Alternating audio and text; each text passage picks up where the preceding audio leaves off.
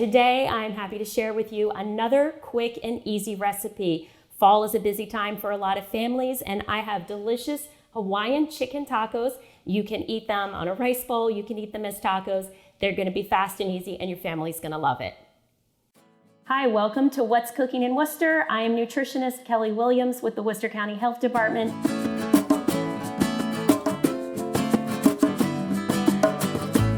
All right, let's get started. So it is September and we are busy, so I have a very healthy and quick meal prep for you. We're gonna start off with a couple of pounds of chicken. You do not need to cut it or do anything to it. It's ready to go. These are chicken breasts. You could also use chicken thighs if you prefer. These are going right into our pot.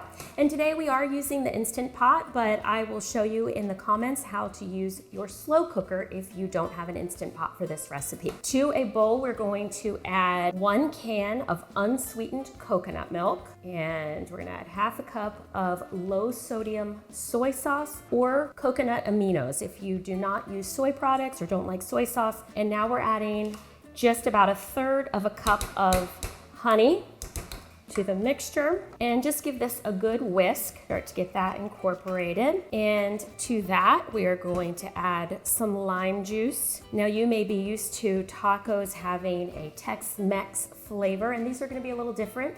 These are Hawaiian tacos, so they have more of a tropical flavor, and that's why we're using the coconut milk today. And again, we're just gonna juice our limes directly into our liquid. Now, when you use an Instant Pot, if you're not familiar, it does require a certain amount of liquid to come to pressure. While this might look like a lot of liquid, you do need to have at least this much in there. Okay, so we have our 2 limes juiced, and again, just whisk that up. And we're gonna add that right over top of our chicken, and just make sure all your pieces are coated, and that's all you need to do. Now we're ready to pop it into the Instant Pot. We're gonna set it on high pressure for 7 minutes and then give it a natural release. Natural release just means when it is done, you're going to let the pressure come down naturally. It takes about 15 to 20 minutes.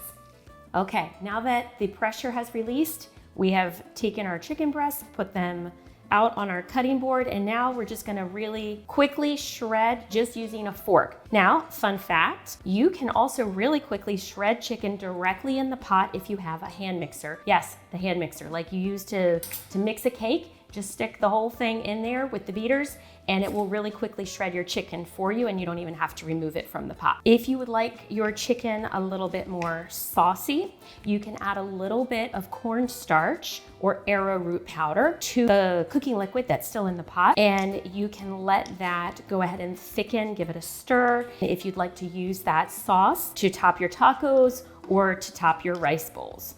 This is also a great meal prep idea. If you want to make a little bit ahead, you can keep this in your refrigerator for a couple of days. Makes a great topping for a salad, rice bowls, put it in a wrap. You can use this lots of different ways. So this is a great way to cook once, but eat a few different meals from it. All right, we're gonna make a quick little dressing. I have in here 2 tablespoons of sour cream. We're just gonna add the juice of about half of a lime and a little bit of chopped cilantro. Measure with your heart on this one. If you're a person who likes cilantro, add a little more. Of course, if you hate cilantro, it's optional. You don't have to use it. Fun fact about cilantro, that is a genetic predisposition. Either people really enjoy it or it tastes like soap to them. So if you are a person who hates cilantro, there might just be an actual reason why.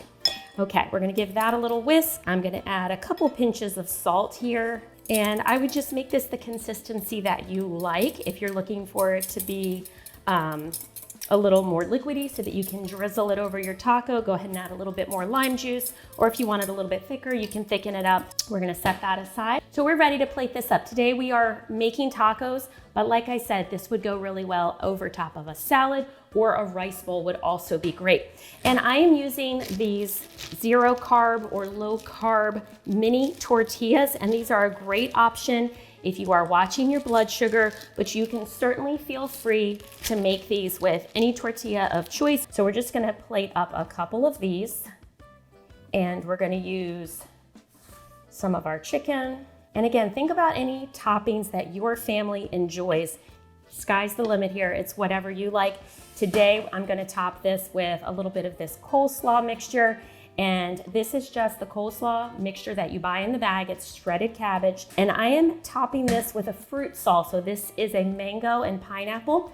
If you don't have a fruit salsa that you already like, you could also just finely dice some mango, some pineapple, a little bit of red pepper or jalapeno, and mix that again with a little bit of lime juice or that pineapple juice, and that will create a nice little fruit salsa. And the sweetness again just goes really nicely with the coconut milk that we use to infuse the flavor. So now we've added our salsa, and then you can just give it a little drizzle of our dressing. And there we have it, an easy and healthy weeknight dinner that you can have on the table in about 30 minutes.